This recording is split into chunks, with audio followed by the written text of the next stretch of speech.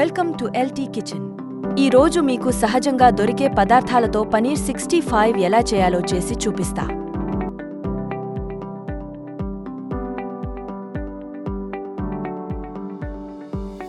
కావలసిన పదార్థాలు: పనీర్, అల్లం వెల్లుల్లి పేస్ట్, మైదా, ఉప్పు మరియు ఎల్టీ మసాలా. ఒక బౌల్లో పనీర్, తగినంత అల్లం వెల్లుల్లి పేస్ట్, ఉప్పు, తగినంత ఎల్టీ మసాలా, తగినంత మైదా వేసి కలుపుకోవాలి.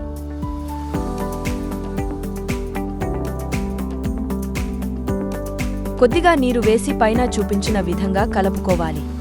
కలిపిన మిశ్రమాన్ని 20 నిమిషాల పాటు ఫ్రిడ్జ్లో పెట్టాలి. ఒక కడాయిలో నూనె వేడి చేసి అందులో కలిపి పెట్టిన పనీర్ ముక్కలను ఫ్రై చేసుకోవాలి. 2 నిమిషాలు తప్పనిసరిగా కదిలించకుండా ఉంచాలి, లేకపోతే దాని మీద ఉన్న కోటింగ్ పోతుంది.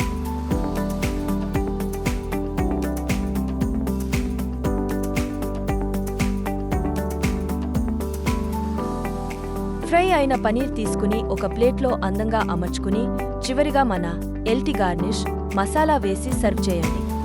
నోటికి ఎంతో రుచికరమైన పనీర్ 65ను అందించి ఆస్వాదించండి.